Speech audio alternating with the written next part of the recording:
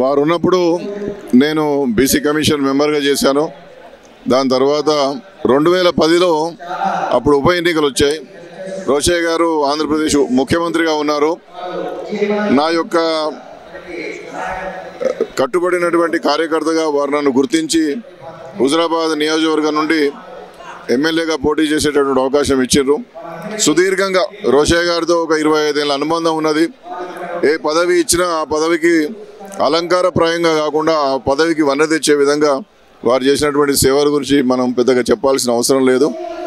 నిరాడంబరంగా తన పంతాన్ని చేసుకుంటూ పోవడమే కాకుండా ఉమ్మడి ఆంధ్రప్రదేశ్లో ఈ రాష్ట్రం యొక్క ఆర్థిక ప్రగతికి వారు చిత్తశుద్ధిగా అనేకమైనటువంటి ప్రణాళికలు రూపకల్పన చేసి అన్ని వర్గాలకు సమానంగా సమపాలనలో వాటా అందే విధంగా వారు చేసినటువంటి కృషిని మనం తప్పనిసరిగా జ్ఞాపకం చేసుకోవాలి.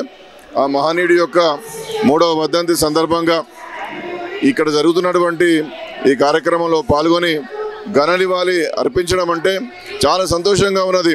ఒక నిబద్ధత, ఒక నిజాయితీ, రాజకీయాలలో విలువలకు పట్టం కట్టినటువంటి మహనీయుడు, ఒక మాకు ఆదర్శప్రాయమైనటువంటి నాయకుడిగా వారిని ఎప్పుడు కూడా నేను గుర్తుంచుకుంటాను.